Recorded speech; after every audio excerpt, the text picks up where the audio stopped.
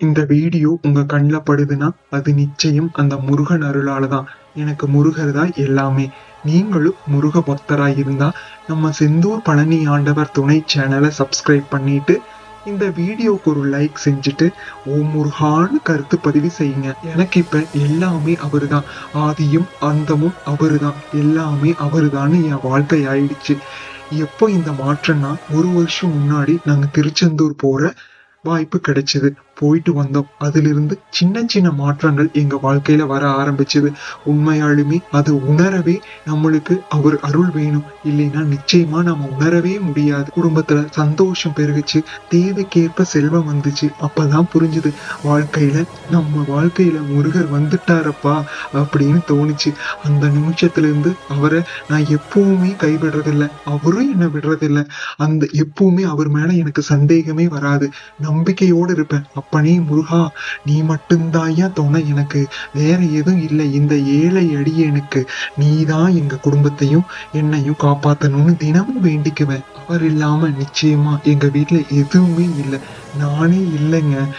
அப்படி முருகரை நம்பி பாருங்க, உங்க வாழ்க்கையிலயும் ஒரு மாற்றம் வரும். எனக்கு முருகரை பாடுறது ரொம்ப பிடிக்கும். என்னால முடிஞ்ச பாடல்களை படிப்பேன். டைம் கிடைக்கும் போது படிப்பேன். அப்பப்போ பாடல்கள் போட்டு கேட்பேன். அது ரொம்ப நல்லதுங்க. அவரை பத்தி பாட முடியலையேன்னு சிலர் வருத்தப்படலாம். பாட முடியாட்டி பரவாயில்ல, போட்டு கேளுங்க. கேட்க கேட்க உங்க ஆள் மனதுக்குள்ள முருகன் எழுந்தருளி குகனாக உங்களுக்கு அருள் புரிவார். அதுல எந்த சந்தேகமும் இல்லை.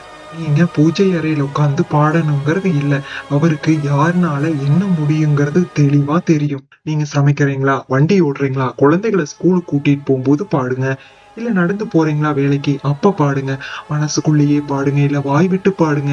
இல்ல பாட தெரியலையா, முருகா முருகா முருகான்னு அவன் பேரை, அவன் நாமத்தை சொல்லிக்கிட்டே இருங்க.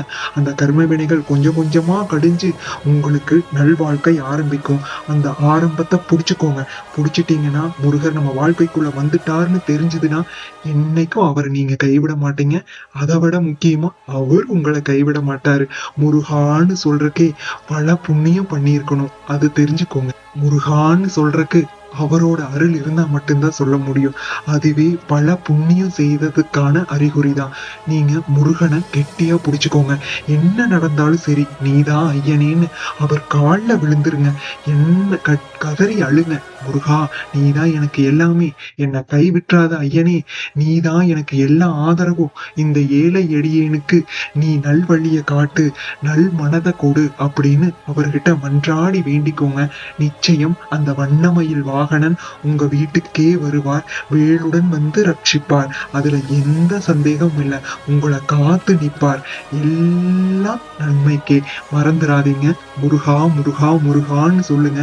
உங்க கர்ம வினைகள் கொஞ்சம் கொஞ்சமா கழியறத உங்களால உணர முடியும். படிக்க தெரிஞ்சவங்களா இருந்தா வேல்மாறல், திருப்புகழ், நிறைய பதிகங்கள் இருக்கு. கந்த சஷ்டி கவசம், கந்த குரு கவசம், நிறைய இருக்கு. இந்த மாதிரி நிறைய தேடி தேடி படிங்க. இங்க கமெண்ட் பாக்ஸ்ல உங்களுக்கு வேற என்ன ஏதாவது வேணும்னாலும் கேளுங்க. நான் நிச்சயமா முருகன் அருளால என்னால முடிஞ்ச அளவுக்கு பதிவு செய்ய முடியும். மறக்காம கமெண்ட் பண்ணுங்க. உங்களுக்கு என்ன வேணுங்கிறத கேளுங்க.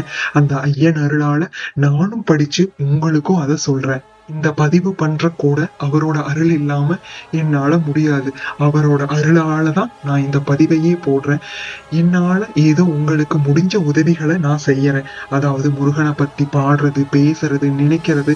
நான் என்ன பண்றனோ அதை உங்களுக்கு என்னால சொல்ல முடியும். அந்த ஐயன் அருளால நிச்சயமா நீங்க உங்களுக்கு தேவையானதை கேட்டா மட்டும்தான் கிடைக்கும். என்னென்ன சின்ன சின்ன திருப்புகழ்கள் எல்லாம் இருக்கு, 4 வரி திருப்புகழ் எல்லாம் இருக்கு. அதெல்லாம் நீங்க தாராளமா படிக்கலாம். அதுக்கு முருகன் அருள் நிச்சயமா கண்டிப்பா கிடைக்கும்.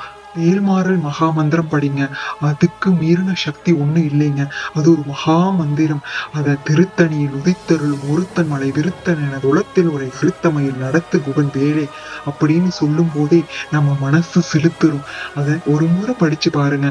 அவருக்காக ஒரு 15 நிமிஷம் 20 நிமிஷம் ஒதுக்குங்க. காலையிலயோ மாலையிலயோ, இல்ல அப்படியும் முடியலையா உங்க வேலை ஓய்வு நேரத்துல படிச்சு பாருங்க.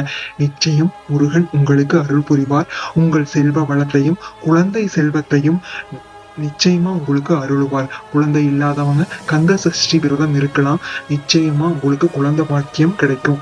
சஷ்டியில் இருந்தால் அகப்பையில் வரும். அது உறுதி. செந்தூர் ஆண்டவரும் பழனி ஆண்டவரும் உங்களுக்கு துணை இருந்து எல்லாத்தையும் நல்லபடியா நடத்தி வைப்பாங்க. இந்த சேனலை சப்ஸ்கிரைப் பண்ணிட்டு இந்த வீடியோவை லைக் பண்ணிட்டு ஷேர் பண்ணுங்க. முருக பக்தர்களுக்கு இதை ஷேர் பண்ணி விடுங்க. இதனால நிறைய பேர் பயன்பெறுவாங்க. நம்ம சேனலை சப்ஸ்கிரைப் பண்ணி வச்சுக்கோங்க. இனி வரப்போற பதிவுகள் எல்லாம் முருகனை எப்படி கும்பிடணும், அவர் அருளை எப்படி பெறணும், என்னென்ன பதிகங்கள் பாடல்கள் படிக்கலாம் அப்படின்னு உங்களுக்கு சொல்ல போறேன். அதுவும் அவர் அருளால தான். அவர் மனசு வச்சா மட்டும்தான் முடியும். நான் சொல்றத சொல்றேன்.